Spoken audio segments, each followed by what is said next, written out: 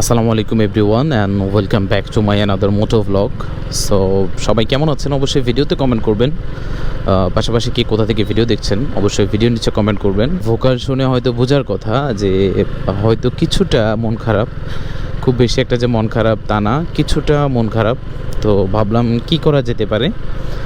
তো পরে চিন্তা করলাম যেহেতু অনেক দিন পর্যন্ত আমার কোনো ভ্লগ আপনারা পাচ্ছেন না, আপনাদের সাথে আমার কথা হচ্ছে না, কমিউনিকেশনের ডিস্টেন্সটা অনেক বেশি হয়ে গিয়েছে। তো ওই জায়গা থেকে চিন্তা করলাম যে ওকে ফাইন, একটা ভ্লগ মেক করে ফেলি, আপনাদের সাথে কথা বলি, দেখি হয়তো ভালো লাগতে পারে। ওই জায়গা থেকে ভ্লগটা স্টার্ট করা। তো যেহেতু রমজান মাস চলছে, সবাইকে পবিত্র রমজানের শুভেচ্ছা।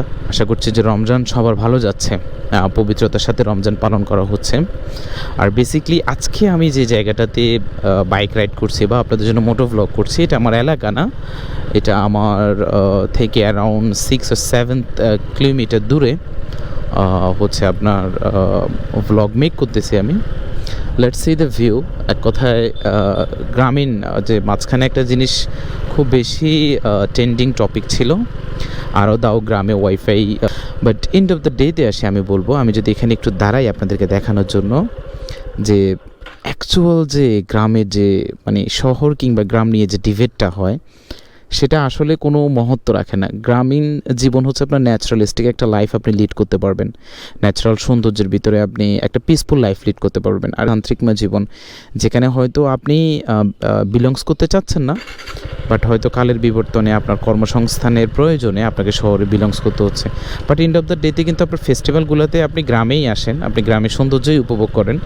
সো গ্রাম এবং শহর নিয়ে যারা ডিবেট করেন, আমি আসলে বলবো যে এটা যে সবাই করে বিষয়টা এরকম না, যারা করে তাদের আসলে ওই যে মেন্টালি হয়তো একটু কিছুটা প্রবলেম আছে, দ্যাটস ওয়াই হয়তো এটা নিয়ে তারা ডিবেট করে। এরকম কোনো কিছু আপনারা করবেন না।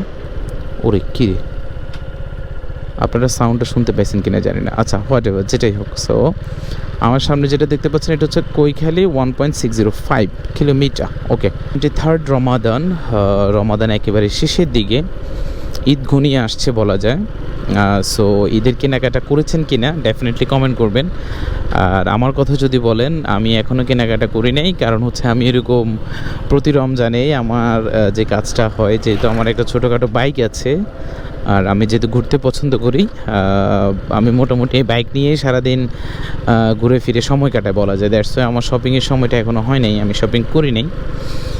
তো ইনশাল্লাহ খুব দ্রুত করবো না যে বিষয়টা এরকম না, কারণ আমি তো ওই যে এক শ্রেণীর লোক আছে না, তারা অনেক পশ অ্যান্ড কুল, যে ঈদ তাদের জন্য বোরিং, ঈদে ভাল লাগে না তাদের কাছে। আমি ভাই ওদের মতো কেউ না, আমি খুবই সিম্পল একজন মানুষ, আর আমার সব কিছুই সিম্পল। সো আমি অবশ্যই কেনাকাটা করব।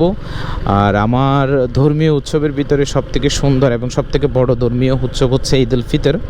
সো আমি তাহলে কেন সেটাকে সেলিব্রেট করব না? অবশ্যই আমি সেটাকে খুব সুন্দরভাবে সেলিব্রেট করব।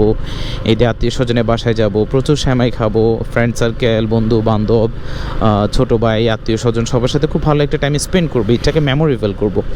আমার হাতে যদি ওই সুযোগটা থাকে সেটা আমি কেন করবো না? বাট ওই শ্রেণীর মানুষদের মতো না যে যারা আমাদের ধর্মের অনুসারী না, বা বিভিন্ন রকমের কিছু জাতীয় ভুগিচুগি কিছু প্রোগ্রাম থাকে যেগুলো আপনারা খুব সুন্দরভাবে সেলিব্রেট করেন, বাট ঈদ আসলেই নাকি আপনাদের বোরিং লাগে।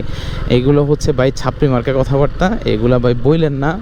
ঈদটা খুবই সুন্দর একটা জিনিস। যদি আপনি যারা প্রবাসী আছে তারা তো ডেফিনেটলি তাদের জন্য ঈদটা আসলেই কষ্টের, বাট আমরা যারা দেশে আছি আমাদের জন্য ঈদটা অনেক সুইটেবল, কজ অফ হচ্ছে আমাদের ফ্যামিলির সাথে আমরা ঈদ করতে পারছি। সো ঈদটাকে খুব ভালোভাবে সেলিব্রেট করবেন। আই উইশ রোজা রেখে মানে যে আপনাদের সাথে এতক্ষণ পর্যন্ত বক করতেছি, এরপরও যদি আপনারা সাবস্ক্রাইব না করেন, এরপরও যদি আপনারা লাইক কমেন্ট না করেন, তাহলে ব্লগ করার যে মোটিভেশন সেটা কোথা থেকে পাবো? So must share, comment and subscribe to my YouTube channel, কারণ আপনাদের এক একটা সাবস্ক্রাইব আমার জন্য অনেক বড় একটা মোটিভেশন এবং ইন্সপিরেশন হিসেবে কাজ করে। So please don't forget to smash the subscribe button. তো আমার আজকের ব্লগটা এতটুকু পর্যন্তই।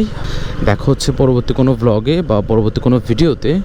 ততক্ষণ পর্যন্ত ভালো থাকুন, সুস্থ থাকুন। টাটা, হ্যাভ ফান, খোদা হাফেজ।